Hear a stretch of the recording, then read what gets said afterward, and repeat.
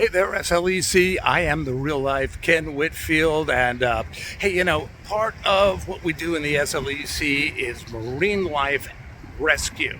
And I'm about to show you what a real life turtle rescue looks like. Come on with me, we'll go look at it. This is the Loggerhead Marine Life Center in Juno Beach, Florida, and they've been doing turtle rescue here for years. Now I'm about 5'11", or about 180 centimeters. Now, we've got several types of sea turtles here on the east coast of the United States, but the three we see in this picture are the Kemp's Ridley, which is about 3 feet in length, or 91 centimeters, the Loggerhead, which is about 4 feet long, or about 122 centimeters, and the giant leatherback, which is about 7 feet long, or 213 centimeters. As you can see, they have several tanks here, and each of these tanks contains one or more turtles that are currently being treated here.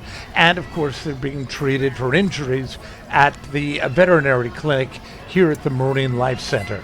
Currently, it's nesting season here on the east coast of the United States, and I started wondering, how do these turtles build these nests? Good morning, everybody. It is 6:30. I just got up, and I want to show you what happened last night while I was sleeping. These are sea turtle tracks. Take a look. This is where one of those giant sea turtles dragged herself out of the sea to lay her eggs. You can see where she dug her flippers into the sand and pulled herself all the way up the beach.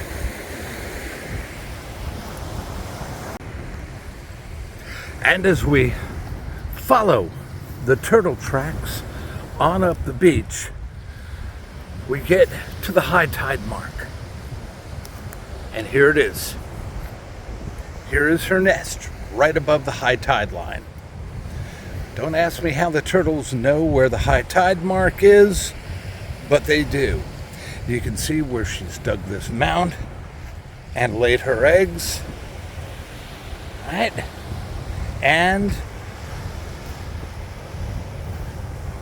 then here's the track that she made as she returned to the sea. So how are these nests protected? Well, every morning this lady drives the length of the beach. She looks for new tracks and then takes a GPS reading of where the nests are located. Now, as you can see here, she drives up one set of tracks.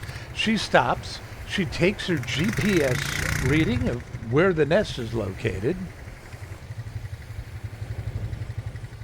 By the way, how many nests have you found this morning?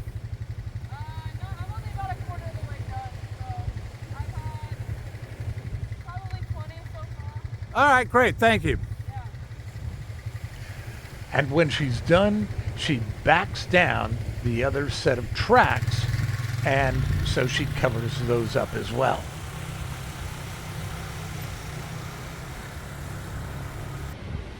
So why does she drive over the tracks? Well, that way, when she comes back tomorrow, she can tell the new nests from the ones she's already logged. So what happens to these turtles after they lay their eggs? To answer that question, we're going to have to get wet. Right now, I'm down around 90 feet, or about 27 meters, and I'm on the lookout for where these giant sea turtles go after they lay their eggs. After they nest, these turtles are exhausted. So they come out here to the reef at this depth and rest. They basically sleep for an extended period of time after nesting and laying their eggs.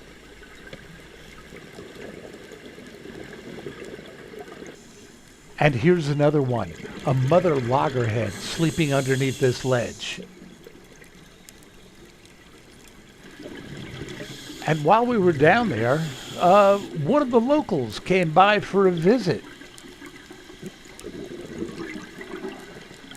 sharks have a very bad reputation, and they don't deserve it. They're one of the most beautiful creatures in the sea.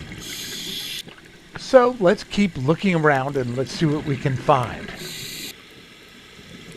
Now here's something you don't see too often. This is a giant loggerhead with a tracker on his back. That's just another way that marine biologists are working to protect this species of turtle. So how do these animals wind up in animal rescue? Well, most of the time it's because they get caught up in plastic or in fishing gear. That is exactly what happened to Morris. If you'll notice, Morris is missing one of his flippers. What happened to him was he was fished out of the sea. He had got caught up in a lot of fishing gear, and it had wrapped so tightly around his flipper that it had to be amputated. But we're hoping that one day Morris can be released back into the sea, back into his natural habitat, and swim freely again. You know, marine animal rescue is part of everybody's business. It's a big deal, especially down here in Florida and all across the east coast of the United States. So if you find yourself in Juneau, Florida, stop by the Loggerhead Marine Life Center, go in, take a tour, stop off the gift shop, and make sure you make a donation, because that's the only way they keep going. They are completely funded by the donations of the people who visit. I'm Ken Whitfield. Thanks much. Bye-bye.